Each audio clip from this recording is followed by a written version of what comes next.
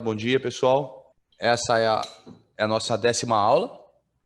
Tá? Nós passamos aí pelas primeiras fases conceituais, que era meu objetivo principal. Para vocês verem, quem está chegando agora ou pegou no meio do caminho, todas as demais aulas vêm para o canal, então é só aproveita aí e se inscreve no canal, que aí vocês são avisados quando saírem as aulas e podem assistir aí, né, quantas vezes julgarem necessários, tá? Ou podem até fazer igual a mim, que escuta agora com velocidade 2, tá? Nós temos também um grupo do Telegram, onde quando a gente disponibiliza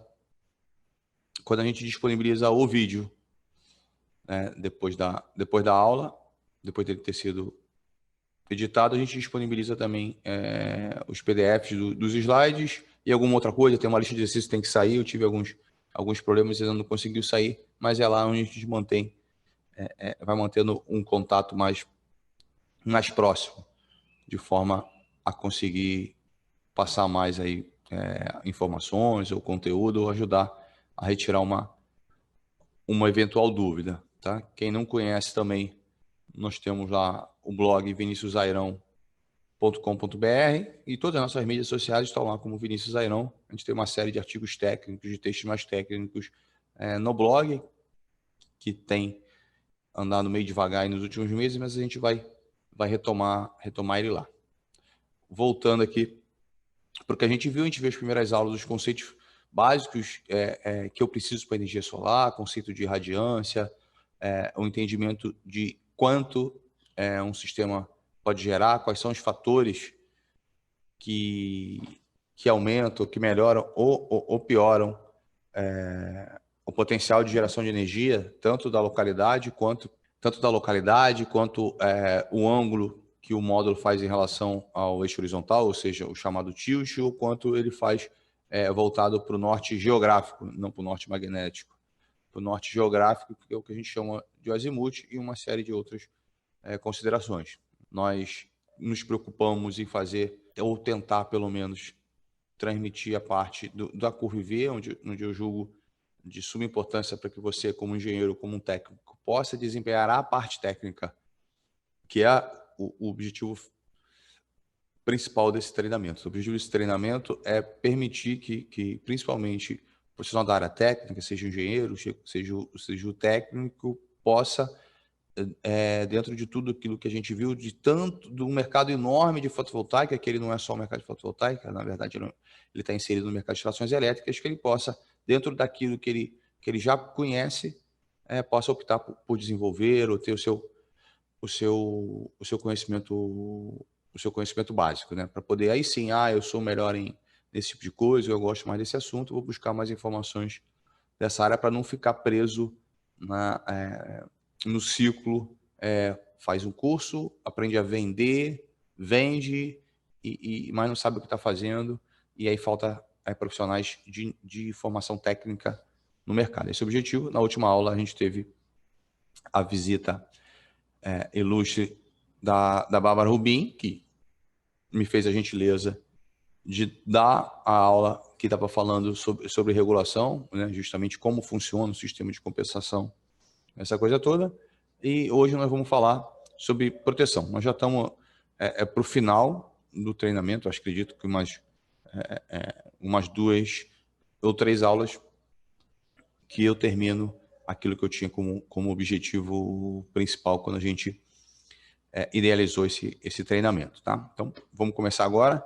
Essa é a nossa 10ª aula e é a proteção contra sobrecorrente. Bom, proteção contra sobrecorrente. E antes da gente entrar propriamente no fotovoltaico, vamos entender, voltar, né? A gente sempre volta aos conceitos elétricos, a gente não tem como fugir disso. Toda vez que eu tenho eletricidade, que eu tenho corrente circulando, eu tenho uma coisa que eu não consigo desassociar. É outra forma de energia, que é calor. Em última instância, se eu tenho eletricidade, se eu tenho corrente circulando, eu tenho calor. É esse princípio fundamental que me permite, por exemplo, ter um chuveiro elétrico, tá? Uma torradeira, ou coisa do gênero. Ele trabalha nesse princípio. Então, Quando eu digo que um condutor ele transmite uma corrente de 100 amperes, eu estou dizendo que se passar uma corrente de 100 amperes naquele condutor, naquelas condições previstas, por exemplo, 2 cabos dentro de um eletroduto, embutido numa parede, onde a temperatura ambiente é de 30 graus Celsius, eu estou dizendo se todas essas condições acontecerem e passar continuamente 100 amperes naquele condutor, significa que a temperatura máxima que esse condutor vai atingir, ela é dentro da faixa ou no limite da faixa do isolamento dela. Desculpa, no limite da faixa. Limite da faixa de temperatura que o isolamento dela suporta. Mais do que isso, o isolamento começa a se deteriorar. Esse é o princípio de quando eu falo de qual é a corrente do cabo, quanto o cabo suporta. Isso. Agora eu vou sair do cabo, vamos para um transformador. Um transformador tem uma potência nominal de 225 kVA. O que é a potência nominal de 225 kVA? Está dizendo que se eu tiver a tensão nominal lá dele, seja ele qual for, e passar a corrente nominal dele, que multiplicada uma pela outra deu 225, se isso passar continuamente, a temperatura que o enrolamento dos transformadores vai atingir é aquela máxima que a isolação dele suporta. A brincadeira sempre é calor. Se eu conseguisse ter circulação de corrente sem geração de calor ou conseguir manter o meu ambiente numa temperatura muito baixa, eu poderia conduzir uma corrente quase infinita num condutor muito fino, em pequena seção. Essa é a filosofia, essa é a ideia. Se você entender que a eletricidade traz calor, você já fechou a conta. E o que acontece? Quando eu estou em corrente alternada, eu botei um cabo específico lá, botei um cabo que conduz 40 amperes. Mas o que acontece? Eu projetei tudo direitinho, eu vi que as cargas todas não vão solicitar mais do que 40 amperes da minha instalação, mas o que acontece se por um motivo qualquer um equipamento der defeito ou alguém coloque mais equipamentos ou alguém troque um outro equipamento qualquer? Pode acontecer de começar a passar, por um motivo, isso seria uma falha ou um erro de projeto, ou uma falha de equipamento, ou uma ampliação que não deveria ser feita, em última instância, tá? Uma ampliação sem o devido estudo é um erro de projeto, esse cabo iria perder a isolação e poderia fechar um curto-circuito ou ser um princípio de incêndio. Tanto é que se a gente pegar todas as pesquisas de todos os bombeiros do estado do Rio, do Brasil, nós vamos ver que a maior causa de incêndios se origina em eletricidade, sobre curto-circuito ou sobre sobrecarga. Então, esse é um problema. Bom, como é que a gente previne isso? A gente previne isso fazendo uma coisa que nós chamamos de coordenação. Nós garantimos que eu sempre vou ter um equipamento para proteger o meu referido condutor. Ou seja, se tiver uma corrente anormal, uma corrente maior do que aquele condutor possa suportar, ou seja, uma sobrecorrente, esse equipamento vai desligar antes que isso se danifique. Se eu tiver uma corrente um pouco superior à corrente do meu condutor, na faixa de 20, 30, 40, 50%, nós chamamos isso de sobrecorrente de sobrecarga. Ela normalmente é ocasionada porque você botou mais carga, ou mais equipamentos, ou você teve um motor que teve um rotor bloqueado, coisas do gênero, você botou mais cargas do que estava prevista, sobrecorrente de sobrecarga. Como ela é um pouco maior, existe um tempo que o condutor suporta essa corrente 20 ou 30% maior. Ele não vai queimar em 1 minuto, por exemplo. Essa é chamada proteção contra a sobrecorrente de sobrecarga. Mas eu tenho também uma outra situação. Quando eu tenho um curto-circuito. Num curto-circuito, a corrente sobe 10, 15, 20 vezes maior do que a corrente nominal. Nós chamamos, então, essa sobrecorrente uma sobrecorrente de curto-circuito. E eu preciso ter um ou dois dispositivos, eu posso ter um que faça as duas funções, eu posso ter 2 dispositivos em série, um que faça a proteção contra a sobrecorrente de sobrecarga, um que faz a proteção contra a sobrecorrente de curto-circuito. Isso é no lado de corrente alternada. E eu tenho todas as regrinhas de como fazer isso, quando eu preciso fazer isso e quando eu posso não fazer isso em corrente alternada. Tem tudo isso lá descrito e determinado na NBR 5410, tá? Não é o assunto aqui, mas é só para a gente dar uma passada rápida para ter isso. Mas o que acontece quando a gente vai... O que acontece quando a gente vai para o sistema fotovoltaico? A primeira pergunta que eu tenho é qual é a corrente nominal do meu módulo? Se no lado de corrente alternada, a corrente nominal do meu motor, do meu transformador, está atrelada à máxima temperatura que o isolamento suporta, e do meu módulo? E aí que está. Nós temos um problema quanto a isso. A gente vai lembrar que o módulo não tem corrente nominal. Então vamos lá. O módulo ele não tem uma corrente nominal. Eu não sei qual é a corrente do módulo. Por quê? Porque ela varia em função daquelas características que nós vimos anteriormente lá na curva IV. Então, o que eu faço? Como é que eu vou determinar qual é a seção do meu cabo e qual a proteção do meu cabo? E vamos só dar uma lembrada rápida, né, no que é a curva IV. Quem está começando agora, ou quem esqueceu, a curva IV foi o tema da nossa aula 4, que já está no canal, no nosso canal, tá? Então, a curva IV, ela tem, a princípio, ela é uma curva feita e ela possui 4 pontos notáveis. Os 2 primeiros seria a tensão de circuito aberto, que ela ocorre quando eu não tenho corrente circulando, eu tenho um eixo de tensão e um eixo de corrente, então eu tenho aqui o chamado VOC, a tensão de circuito aberto.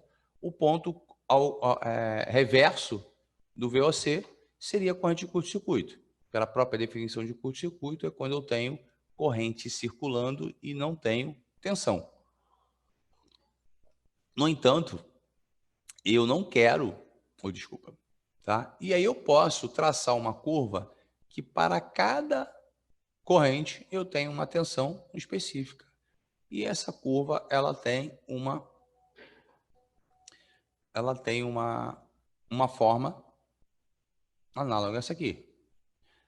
E quando eu pego esta curva de tensão e corrente, e eu lembro que o que eu quero não é nem tensão nem corrente, o que eu quero é potência. Se eu multiplicar tensão vezes corrente, nós estamos falando em corrente contínua, eu vou ter uma curva de potência, que seria isso aqui. E meu objetivo é que meu sistema me forneça o máximo de potência possível. Então, existe um ponto, existe uma corrente e uma tensão que, quando ocorre, me maximiza a potência, ou seja, me faz trabalhar no ponto de máxima potência, e essa tensão é chamada tensão de VMP e a corrente é chamada de corrente de MP. Agora, quais são algumas características importantes quando a gente analisa essa curva? Primeiro, a diferença entre a corrente de curto-circuito e de máxima potência é muito pequena, 6 a 8%, diferente de uma corrente de curto-circuito em corrente alternada. Nós estamos falando em brincando aí 10 vezes a corrente nominal. Esse é o primeiro ponto. O segundo ponto é que esta curva que está aqui, ela vai variar se a gente variar a irradiância e vai variar se a gente irradiar a temperatura. Esta curva padronizada, que todo fabricante nos fornece, é a curva dada, a primeira curva, é a curva dada em condições STC. As condições STC, elas são condições, ela é uma curva onde a temperatura de célula é de 25 graus Celsius e a irradiância, nesse momento, é de 1000 watts por metro quadrado. E a gente sabe que a corrente, tanto a de curto-circuito quanto a de máxima potência, ela vai variar proporcionalmente com a variação da irradiância e quase não vai variar com a temperatura, e com a tensão eu vou variar com a temperatura basicamente, sendo que eu vario ao contrário. Se a tensão sobe, a corrente... Se a temperatura sobe, a tensão cai. Se a temperatura desce, a tensão sobe. Bom, se a corrente de MP e de SC é muito próxima, como é que eu protejo? Vamos supor que a corrente de MP seja 9 amperes e a de SC seja 10 amperes. Vou calcular um cabo para 9,5, vou colocar um fusível de 9,5, mas vamos botar que eu coloco um fusível de 9,5, coloquei um cabo para 9,5, esse cabo só suporta 9,5 amperes. Se tiver um dia bom de sol, a corrente vai subir pela irradiância. E aí eu estaria passando 10 amperes de geração de MP, não era um defeito, e aí perdi a geração. Esse é um ponto. Outro ponto ao contrário, eu tenho um curto-circuito, mas a radiância agora é de 600 watts, então a corrente seria menor. E onde é que eu botaria os fusíveis? Porque eles estão todos em série, os modos estão todos em série, sempre tem risco do curto acabar sendo antes do fusível. Então, por causa disso, eu tenho uma diferença de corrente muito pequena, uma dificuldade de fazer essa proteção, esse ajuste fino, onde ou quantas vezes eu vou ter que colocar essa proteção, e eu não sei qual é a minha irradiância. Eu poderia estar abrindo a proteção não por defeito, mas sim porque eu tinha uma boa geração. Então, em fotovoltaica, a gente não protege os condutores contra sobrecorrente, seja ela sobrecorrente de sobrecarga, seja ela sobrecorrente de curto-circuito, até porque eu não tenho essa figura. Por que não? Porque eu não consigo. Então, o que eu tenho que fazer? Se eu não estou protegendo, eu não posso aceitar o risco. Mas, Vinícius, e se passar mais? O que eu faço, então? Eu agora, no sistema fotovoltaico, eu entendo que quem projeta, para o engenheiro ou para o técnico que está fazendo o projeto, eu entendo que a corrente de curto-circuito é uma corrente normal. Ela pode acontecer.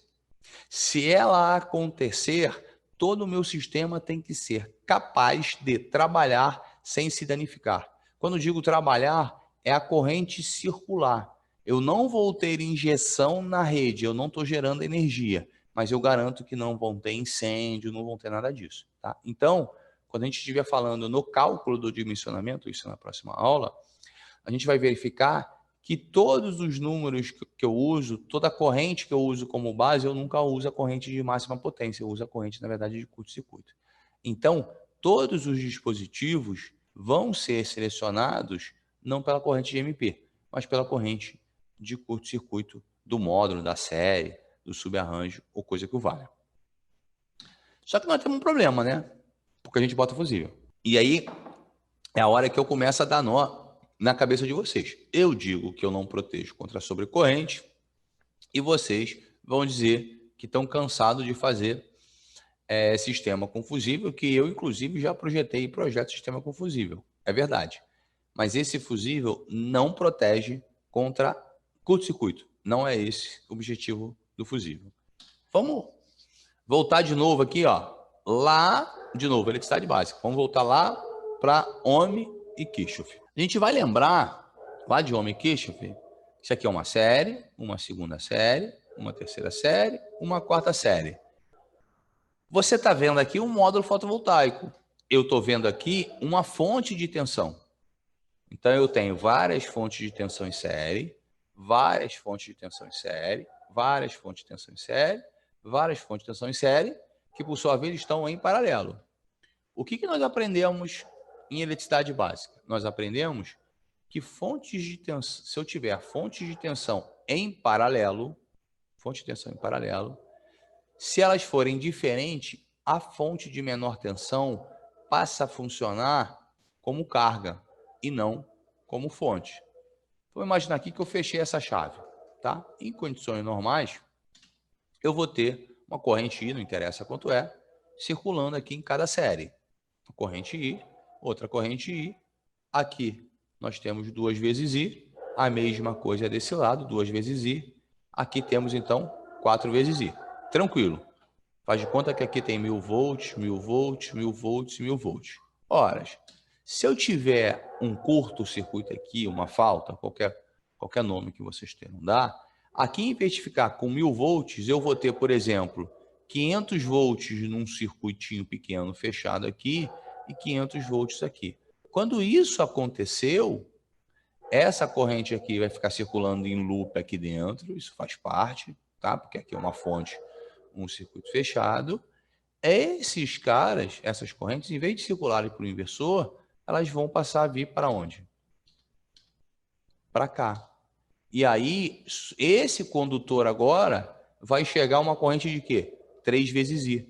Eu tinha projetado esse condutor por uma corrente I, e aqui vai passar uma corrente 3 vezes I. E mais, também vou passar uma corrente reversa, uma corrente ao contrário, eu estou forçando essa corrente passar no módulo.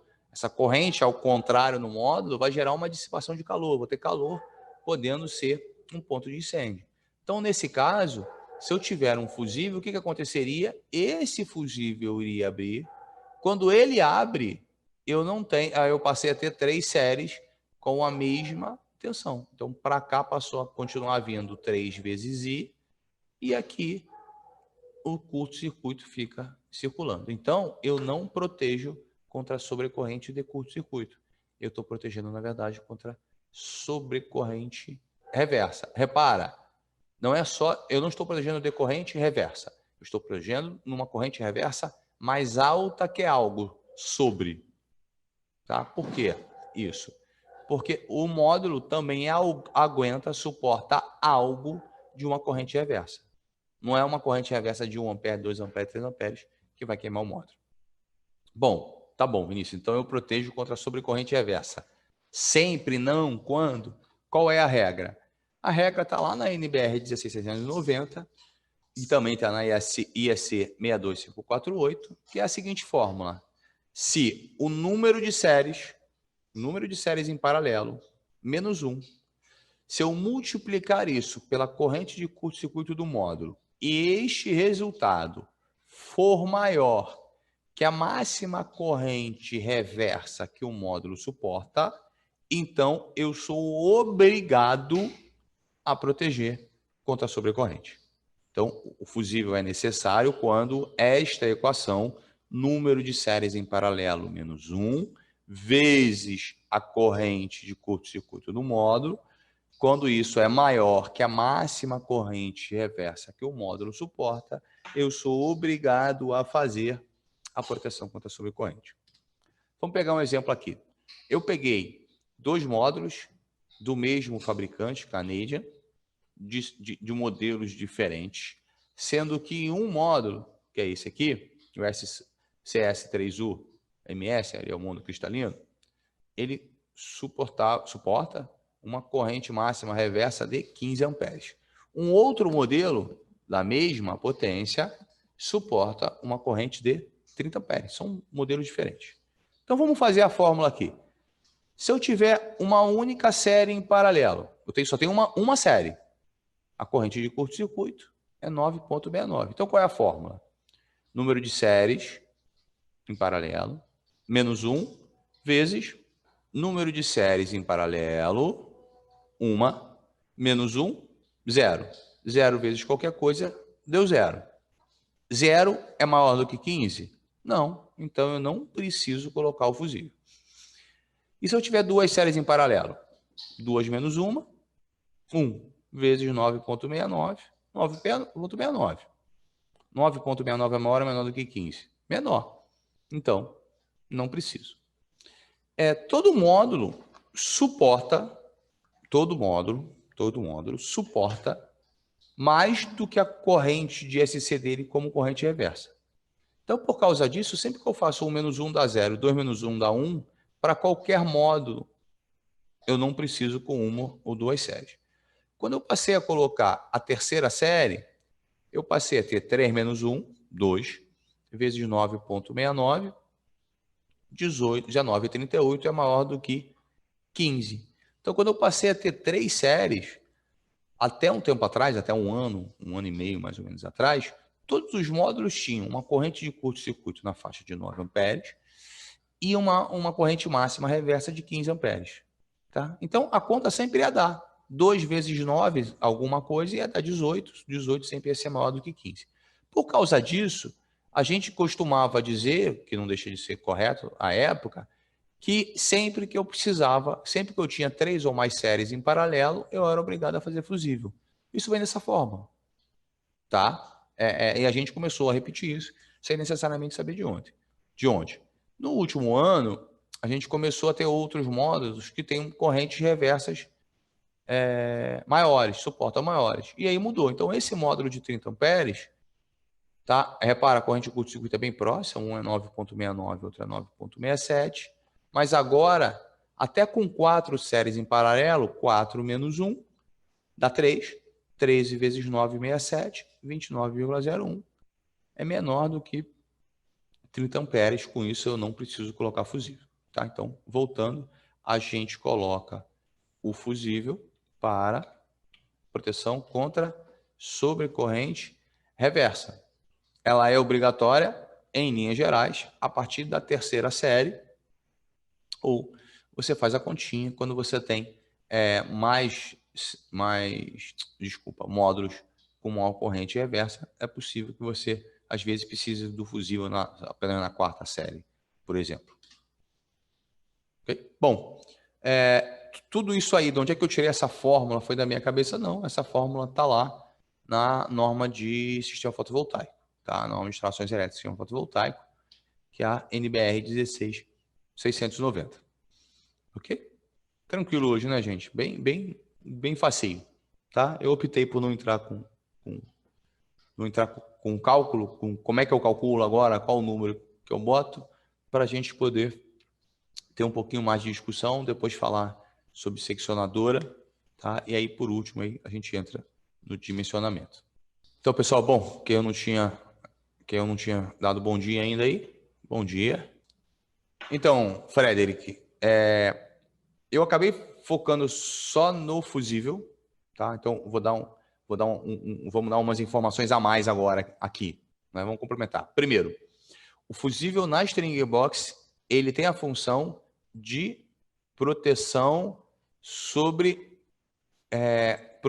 contra sobrecorrente reversa. Então, eu só tenho sentido de ter o fusível se eu tiver risco de ter sobrecorrente reversa, tá? E, em linhas gerais, a gente só tem risco de ter sobrecorrentes reversas a partir da terceira série. Então, um arranjo, um inversor que só tenha uma série, não faz sentido ter fusível. Se você colocar fusível, você está jogando dinheiro fora. Porque na hora que ele abrir, se ele abrir, ele abriu por um motivo que não tem nada a ver com a sua preocupação e você talvez tenha dimensionado o resto do circuito errado. Então, o problema não seria esse. Então, tanto para uma ou para duas. Para os módulos que têm uma sobrecorrente reversa máxima de 30 amperes, por exemplo, eu poderia talvez só colocar o fusível depois da terceira ou quarta, tá? A gente teria que calcular, esse é o ponto. Eu falei que a proteção é feita pelo fusível, tá, gente? Eu cometi um ato falho, meio proposital, mas eu cometi um ato falho. Então, o que acontece? Quais são os dispositivos? Os dispositivos de proteção contra a sobrecorrente, tá? Aceitos para o lado de corrente contínua são 2, tá? Eu posso usar o fusível do tipo GPV, tá? GPV que atende a uma norma específica. Se não me falha a memória, 63696. Depois eu preciso verificar isso, tá? Ou posso usar o disjuntor desde que ele seja apropriado para corrente contínua, tá? E aí eu posso ter o disjuntor apropriado para corrente contínua, o chamado mini disjuntor, mas ele tem que atender a norma internacional, que é a ESC 60898-2, 898-2, porque o nosso disjuntor, aqui, ó, se você comprar um mini disjuntor nosso, tá?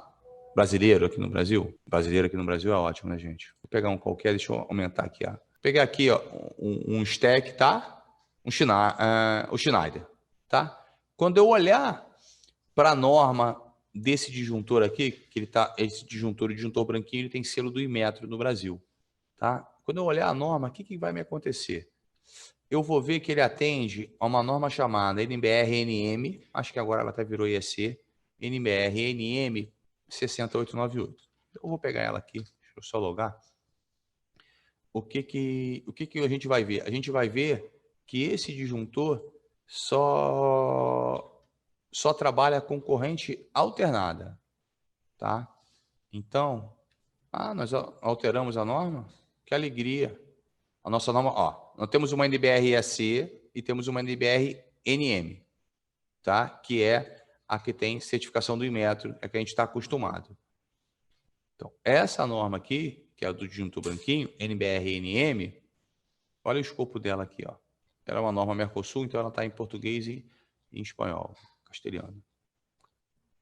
Essa norma aqui, ela me diz, ó, para trabalhar em corrente alternada até 440 volts.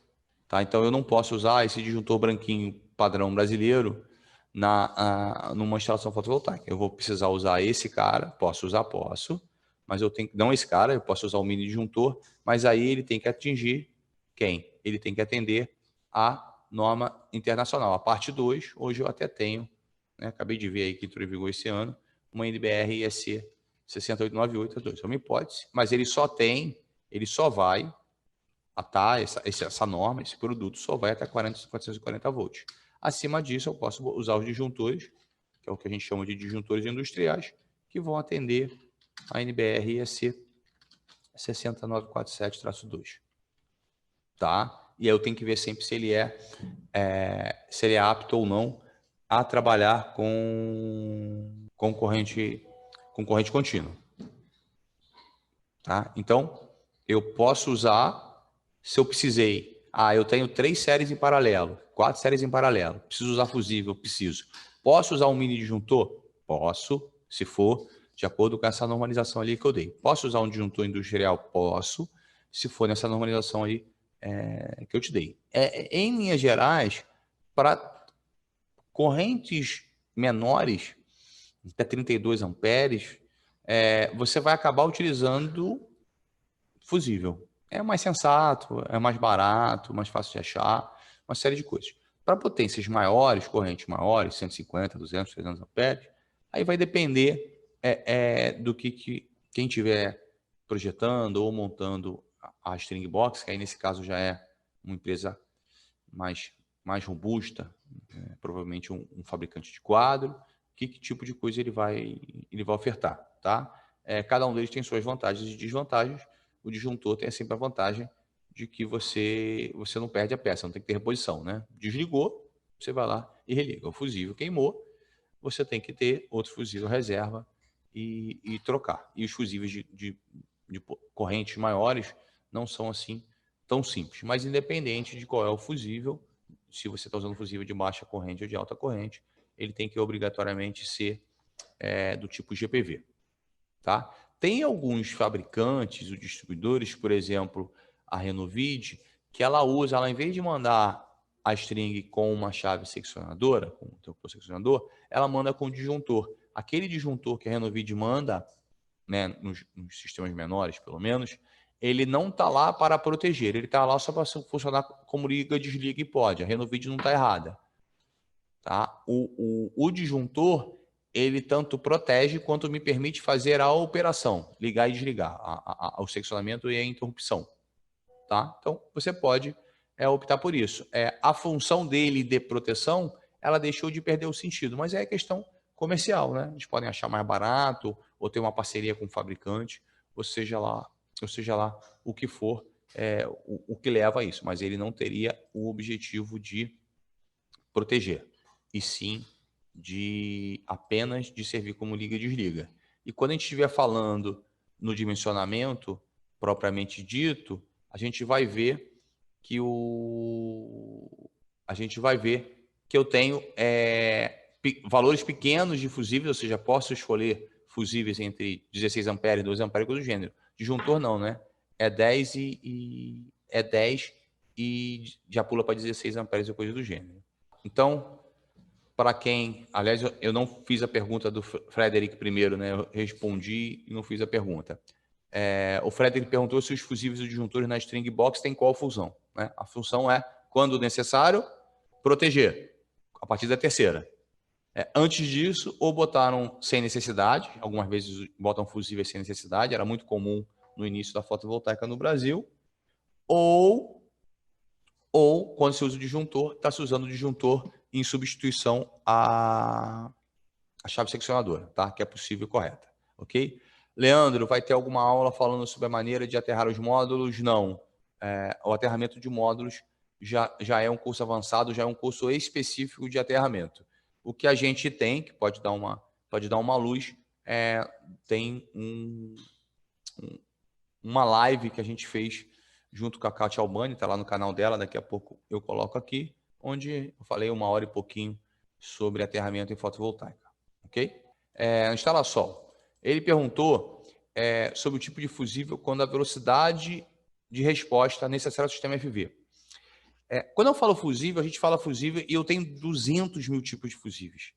Fusível NH, fusível diazed, fusível tipo G, uma série de coisas. Cada fusível, cada família de fusível, ela tem uma curva específica. Então, eu tenho que saber qual ou quais os tipos de fusíveis vão me dar a proteção que eu necessito para o equipamento que eu quero proteger. Ou seja, o dispositivo de proteção, o fusível que você está utilizando, o disjuntor, o relé, seja lá o que for, ele sempre tem que atuar, ou seja, desligar o sistema antes de que aquele sistema possa danificar. E cada equipamento tem um perfil de suportabilidade diferente, um transformador, um motor, o cabeamento e coisa que vale. No caso do sistema fotovoltaico, a gente não precisa nem calcular. Só pode ser o fusível tipo GPV. Tá? O fusível tipo GPV, o PV de fotovoltaica, na verdade, e a curva G específica, essa linha de fusível, essa família de fusíveis é a única que aceita para proteger os módulos contra a sobrecorrente reversa. Tá? Uma coisa importante, que foi bom você ter feito essa pergunta, é até um erro. Eu tenho quase certeza que eu cheguei a fazer uma live com a Bracopel sobre isso, deixa eu compartilhar aqui com a gente depois. E o que eu falei, tá, gente? A gente passa umas vergonhas às vezes. Eu falei que todo fusível GPV era assim. Eu afirmei isso. Que todo fusível GPV era assim. Tá? Mentira. Um fusível GPV, tá aqui, ó, tem que atender essa norma, ó, 60269. Mas o fusível GPV tem esta forma até 32 amperes mais ou menos. Eu posso ter fusível qual é o nome do... Oh, meu Deus do céu. Bushman. Eu posso ter fusíveis GPV desse tamanho aqui, ó. Vou pegar, esse aqui é da Eaton, tá? Aqui, ó. Você tem, vou dar uma ampliada aqui. Então, eu tenho aqui na Eaton, eu tenho fusíveis tipo GPV, ó, classe GPV, deste formato, ok? Mas eu também tenho fusíveis GPV, cadê aqueles grandões que eu sei que tem?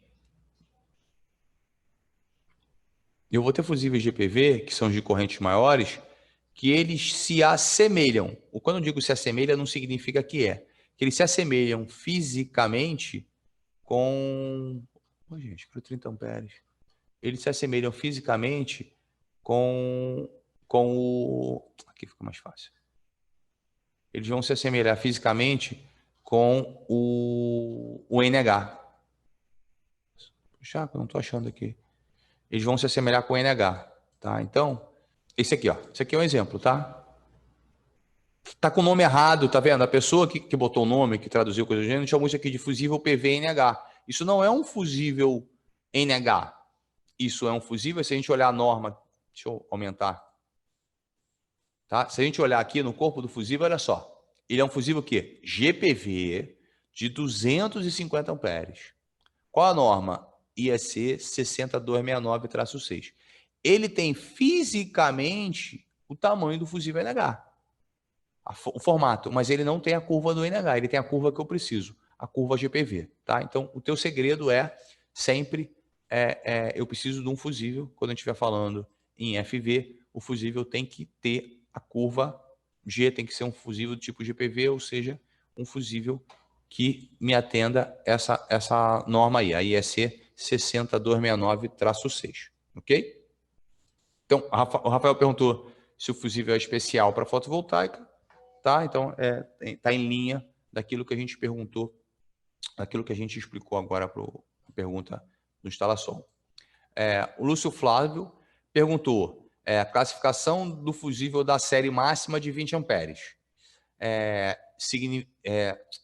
A informação, classificação do fusível da série máxima igual a 20 amperes no datasheet significa a corrente máxima suportada pelo módulo? Na verdade, o módulo suporta alguma coisa a mais do que isso, mas ele está dizendo que você tem que botar um fusível de no máximo 20 amperes. Então é isso que você usa, tá? Cada fabricante vai chamar isso, ele não vai dizer máxima corrente reversa, ele vai dizer máximo fusível da série, fuse rating ou coisa que o vale. Mas aí você entra nesse cálculo, tá? Nesse significado, tá, Lúcio? E para deixar claro, por que o fabricante te informa isso? Existe um ensaio que todo módulo passa, então essa é uma informação obrigatória. Todos eles ensaiam isso, o módulo, a sua família de módulos, para isso aí, por isso que eles sabem qual é o máximo que suporta. Ok? Rafael está questionando como dimensionar o fusível. O dimensionamento é daqui a 2 aulas. A próxima aula a gente vai falar sobre seccionamento e interrupção. E aí a gente entra aí provavelmente na última ou na penúltima aula, dando a fórmula, os números que eu dimensiono, tá?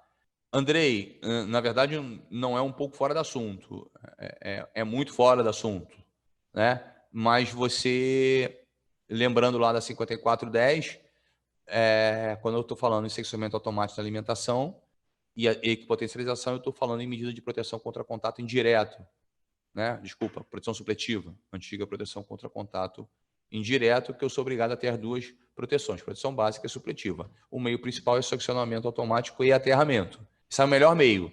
Na impossibilidade eu tenho outros. Eu não consigo fazer o seccionamento automático da alimentação no lado de CC. Por causa disso, por exemplo, a gente vai usar todo o cabo no lado do sistema solar, cabo fotovoltaico, o cabo bipolar, é um cabo com dupla isolação. Esse é uma das coisas que a gente usa. Outra que a gente pode usar seria também tensão de segurança, como é utilizado se você considerar um microinversor ou considerar um sistema com MLPE, coisa do gênero, tá?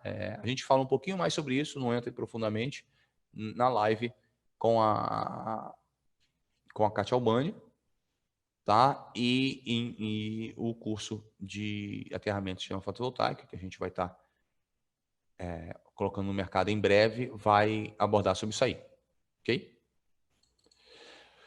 O Frederic perguntou que ele vinha aprendido uma fórmula, né, que era ISC vezes o número de entrada, vezes 1V para a seleção do fusível. Isso era para você calcular qual é a ampacidade do fusível, tá? Eu cheguei à conclusão que meu módulo, minha série, meu arranjo, precisa do fusível. Agora, qual é o valor do fusível? 10 amperes, 15 amperes, 20 amperes, 30 amperes, como é que eu calculo? Isso é o assunto daqui a 2 aulas, tá? Na próxima aula, a gente vai falar de chave, né, que aí é seccionamento e interrupção, porque quando a gente for explicar como é que eu calculo o fusível, é tudo numa leva só. Como é que eu calculo o fusível, o cabo e o interruptor seccionador, tá? Bom, a Cafazig colocou aí pra gente a live de aterramento com a Kátia, tá? Tá lá no canal da Kátia. Ó, pessoal, eu vou fazer uma reclamação, cara. Tem 51 pessoas assistindo agora e eu só tenho 17 joinhas, gente. Rapaz, meu sonho de consumo é conseguir bater 100% de joinha nesse negócio, cara. Leonardo, isso é uma pergunta para frente, tá? Mas eu vou te responder rapidinho. No lado CC, você é obrigado a usar. Olha só, gente. O obrigado, tá? Vamos entender esse obrigado. Tem coisas que vão me causar incêndio, risco de morte para as pessoas, ou coisa do gênero. Isso é obrigado.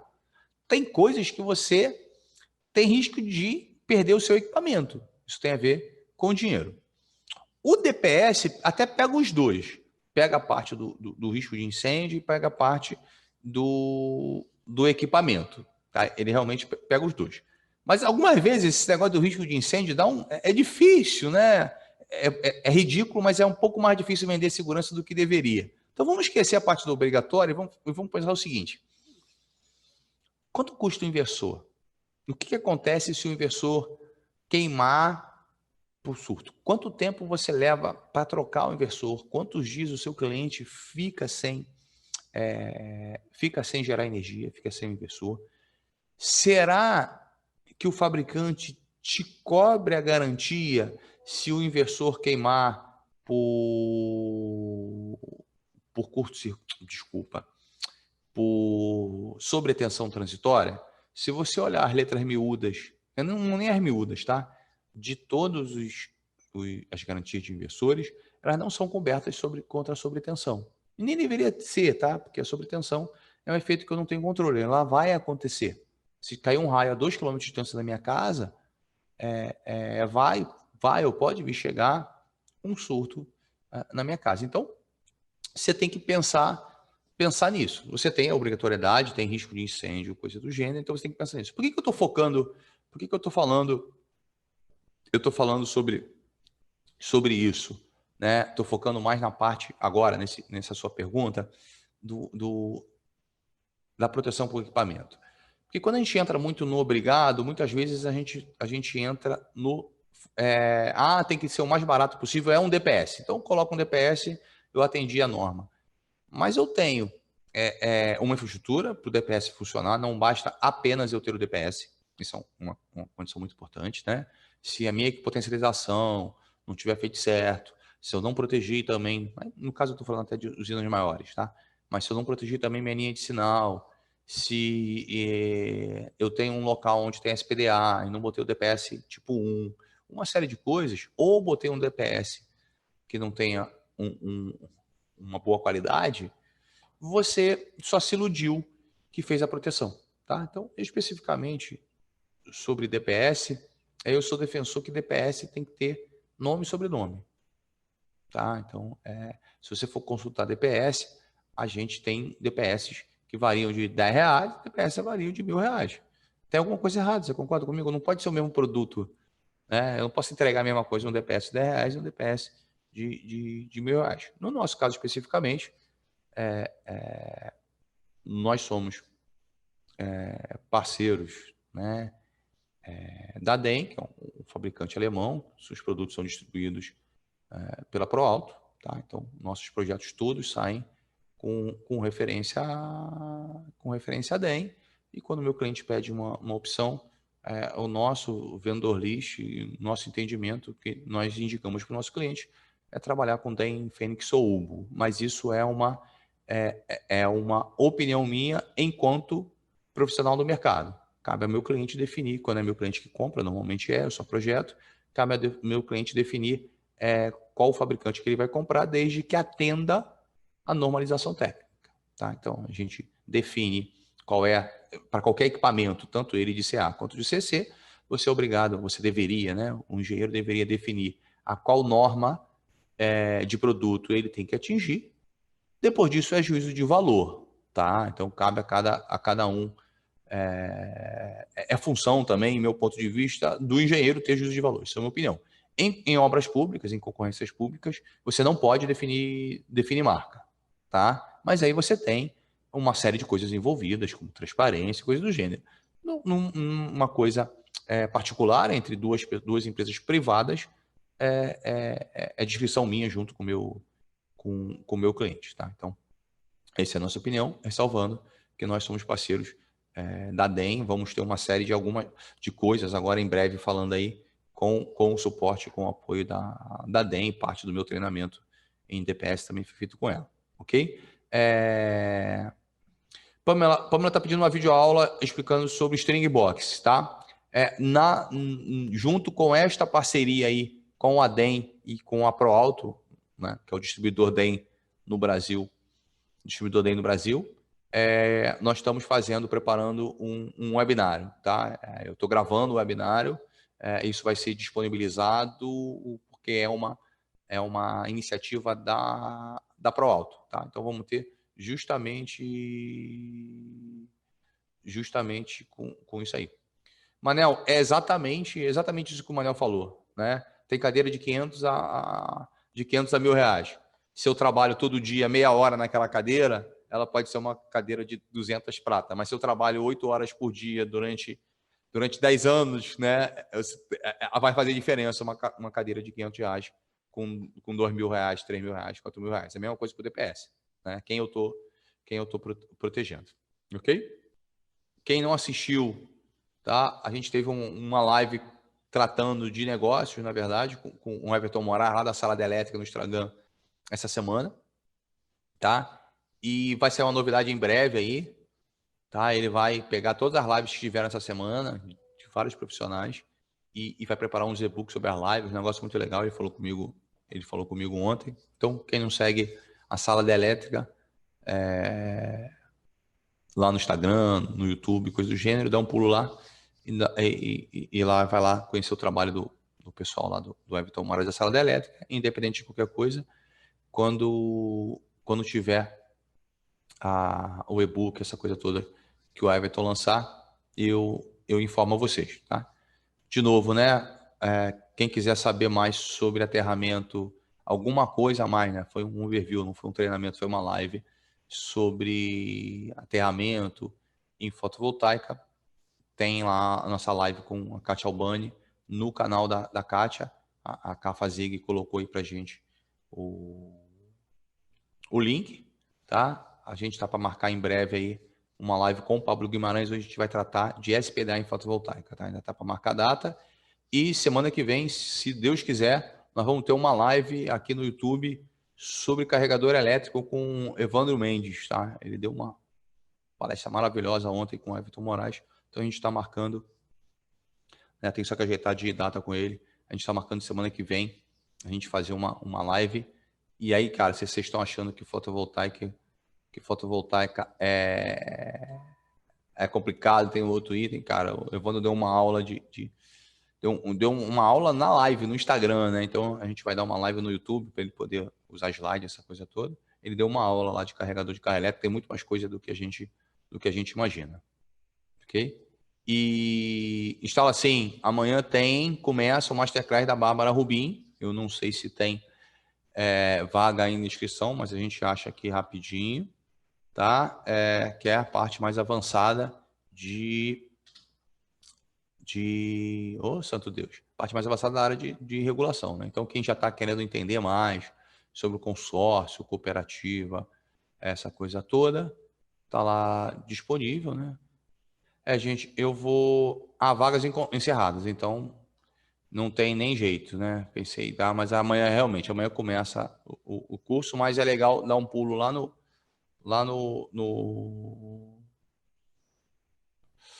no site da Bárbara. Eu vou deixar o link aqui, lá no blog da Bárbara.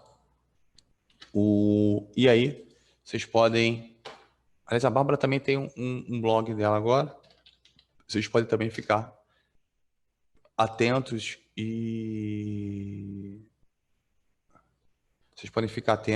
verificar aí se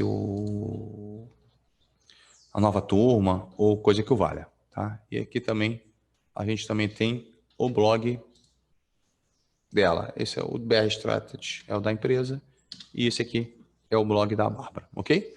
Pessoal, então, muito obrigado pela companhia, tá? De todo mundo. Quem não está no grupo do Telegram, não esquece de ir lá. A gente já está com 8 aulas já no site, no canal.